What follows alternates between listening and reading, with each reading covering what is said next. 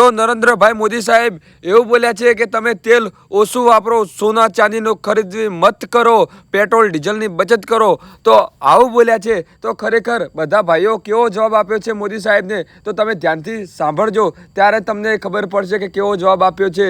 સાહેબે હમણાં દેશ હિતની વાત કરી કે તેલ ઓછું વાપરો, પ્રસંગોમાં સોનું ન ખરીદો, પેટ્રોલ ડીઝલનો વપરાશ ઓછો કરો, વિદેશી મુદ્રામાં આપણે જાજુ રોકાણ કે જાજી ખરીદી નથી કરવાની. તો સાહેબ દેશને બચાવવા માટે એટલી જ તમારી ઉપાધિ હોય તો પહેલા તમે જે 2,200 તમારી સભામાં મેદની ભેગી કરવા માટે દોડાવો છો, તેની પાછળ ડીઝલનો કેટલો ખર્ચ થાય છે, કેટલી પાછળ જનતા હેરાન થાય છે, એની ઉપર જે ખર્ચ આવે છે કોઈ હિસાબ માંડ્યો? તમારા મોટા મોટા હોલ્ડિંગ પાછળ કેટલો વાર્ષિક ખર્ચ થાય છે કોઈ તમે હિસાબ માંડ્યો છે? તમારી રેલીઓ પાછળ કેટલો ખર્ચ થાય છે હિસાબ તમે કોઈ દી માંડ્યો? પેલા એ તમે ઓછો કરો.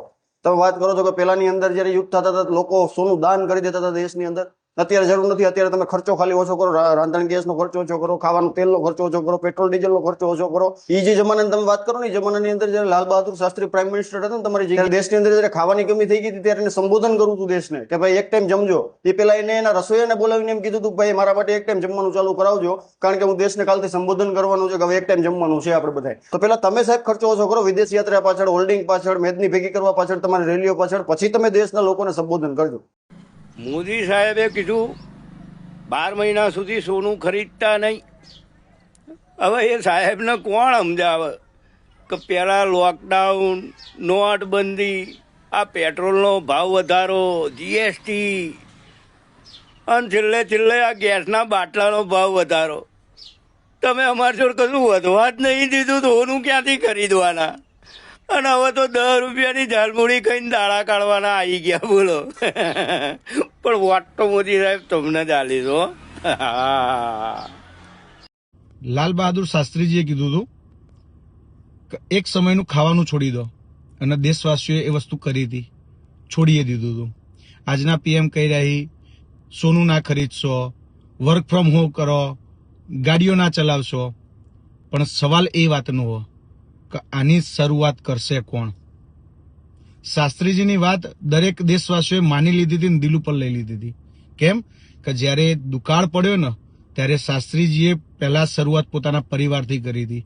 એક સમયનું જમવાનું ને વીકમાં એકવાર ઉપવાસ કરતા હતા. એના પછી રેડિયો પર જાહેરાત કરી અને લોકોએ આ વાત દિલ ઉપર લઈ અને દેશવાસીઓએ સાથ સહકાર આપ્યો હતો.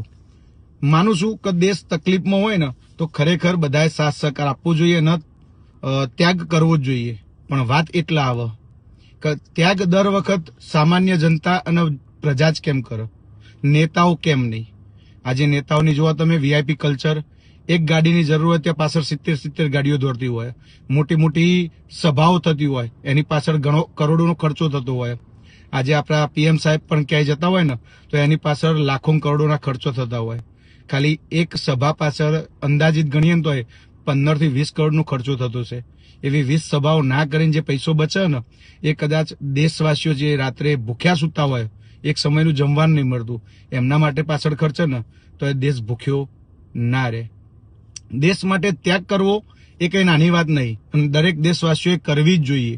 પણ વાત એટલે કે ખાલી દેશવાસીઓ જનતા જ કેમ, દેશવાસીઓના નેતાઓ, રાજનેતાઓના પરિવાર કેમ ના કરે? શું શાસ્ત્રીજીએ જે કર્યું હતું એ બરાબર કર્યું હતું? કમેન્ટ જરૂર કરજો. બાકી જય હિન્દ, જય ભારત. જય માતા મિત્રો. મોદી સાહેબે એક ભાવુક અપીલ કરી કે સોનું ના ખરીદશો, પેટ્રોલ ડીઝલ બચાવો, ખોટા ઊંડિયામણ આપણું જતું રહે છે. સારી વસ્તુ છે,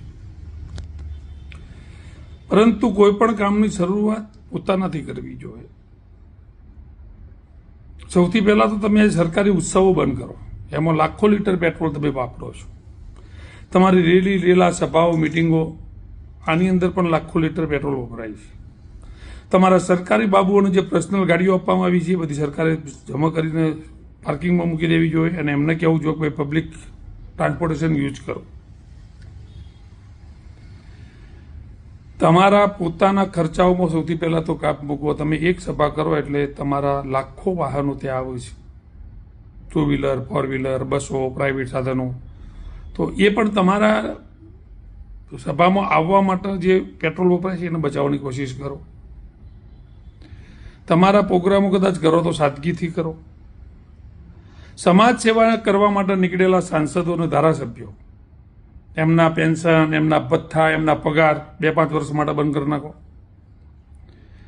એ બધા કરોડપતિ જ છે ભાઈ ઓલરેડી. એમને કોઈ જરૂર નહીં તમારા ભથ્થાઓની, પેન્શનની. એ તો ઓલરેડી કરોડપતિ થઈ ગયા છે. નતા એ કરોડપતિ બની ગયા છે. તો એ બંધ કરી નાખો. સરકારી તિજોરી ઉપર ભાર ઓછો થશે. તમે પ્રાઇવેટ જેટના જે ઉપયોગો કરો છો, એક વ્યક્તિને જવા માટે આખું પ્રાઇવેટ જેટ ઉડાડો છો, તો એ પણ તમે પબ્લિક ફ્લાઇટનો ઉપયોગ કરો અને એમાં પણ તમે પેટ્રોલનો બચત કરો. વીઆઈપી કાફલાઓ અને જે જેટ પ્લસ સુરક્ષાઓની અંદર એક માણસના અહીંથી ત્યાં જવા માટે જે હજારો માણસોનો એમની સુરક્ષા માટે પહેલાં પોલીસવાળાઓ ગોઠવવા પડે છે અને એમનો 50 સાધનોનો કાફલો હોય છે, તો એને ઓછો કરીને પહેલાં એ પેટ્રોલ બચાવવાનું શરૂઆત કરો. ખોટાનો ભાવ તો આમ થાય 1.5-2 લાખ રૂપિયા પહોંચ્યો છે, એટલે કોઈ જાજુ વધારાનું લેવાનું જ નહીં. પરંતુ તમારા પોતાથી શરૂઆત કરો. સરકારે પહેલાં જાગૃતતા પોતાના સભ્યોની અંદર લાવવી જોઈએ અને એમને તમે કહો કે તમે આ બંધ કરો. લાખો લીટર પેટ્રોલનો ડીઝલનો ધુવાડો તમે કરો છો, એ બંધ કરો. અમે તો તમને સહયોગ આપીશું, મોદી સાહેબે કીધું છે એટલે સહયોગ આપીશું થતો છે એટલો. પરંતુ પોતાનાથી શરૂઆત કરવી જોઈએ સરકારે. સરકારી બાબુઓને એક વ્યક્તિને એક પર્સનલ ગાડીઓ લઈને ફરાવવાનું બંધ કરો. તો શરૂઆત તમારાથી કરશો ને તો પબ્લિક તમને વધારે સપોર્ટ આપશે. આ મારા વિચારો છે.